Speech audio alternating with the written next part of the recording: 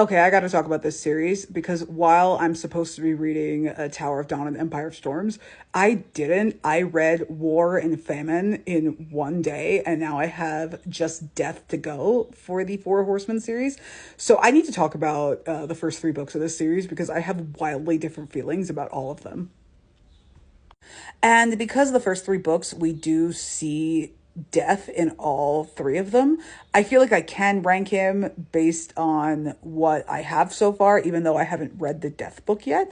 So I'm going to rank these men from first to worst based on how I feel at the end of book three.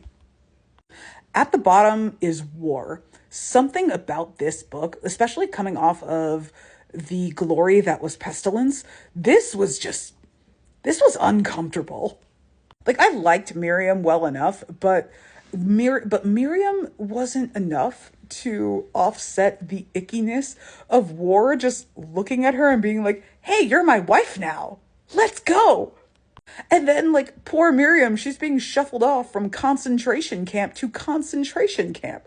Or like war, like that's what they were. They were concentration camps because it wasn't even like they were actually like serving the war cause. War was just using the people in the war camps until such time that he was ready to kill them. So like all they did was prolong their lives for like a few months, maybe a few years, and then he would kill them. So that's a concentration camp, and awkward that's a really awkward premise to put your female main character who's from Israel from. Like, oh god, this book, ugh.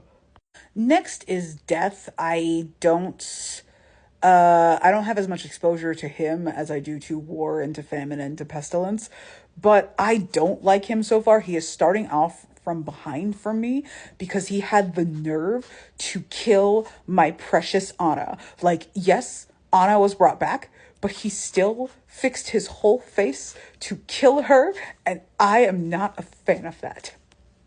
Like, yeah, he brought them back. Like, he brought Sarah and Miriam back, but like, eh, eh. I do think that his book, based on your recommendation, I do think that his book, he is going to rise in my esteem. But as of now, he is towards the bottom because he he killed my precious Anna, and he just doesn't have as much exposure to me right now. So right now he's number three. Coming in second at a very close margin is Famine. I think the thing about Famine is there is just something very odd and very alien about him, but also he's very dramatic, he's very petty, and I really enjoyed that, especially coming off of the disaster that was War.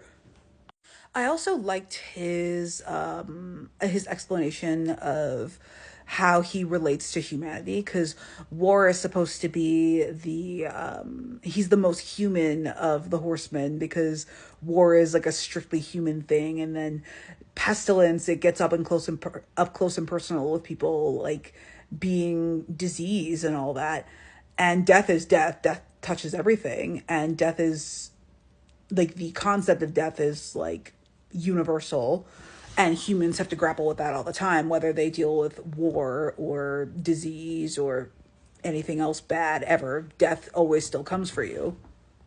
But famine is different in that famine is just a thing that just happens to kill people. Like, famine is very removed from the human condition. So then when famine became human, it was just awkward and icky for him.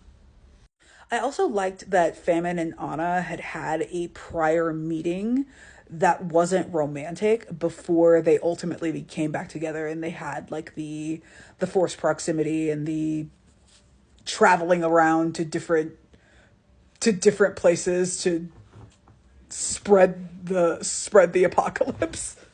I also liked that even though this is like a defrosting Ice King kind of story, he wasn't like all the way defrosted. He was still kind of a little prickly, still kind of like a troll. I'm here for Famine. I really liked him. This was a very, very close race between Famine and the GOAT, our Canadian King, Victor, aka Pestilence.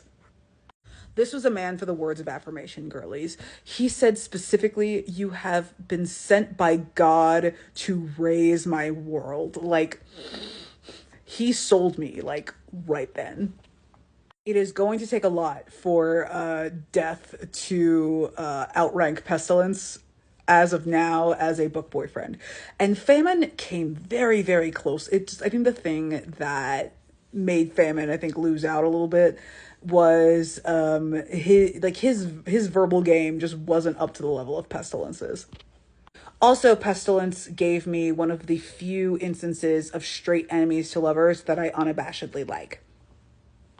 Anyway, I'm gonna go off and start Death now because I have the one book left and I may as well finish it. When it comes like this was just like personality wise, like ranking them, I do think Death and Famine would rank above Pestilence and War, like physicality wise, but when it comes to like the way that they were written in the books themselves, Pestilence is still top tier.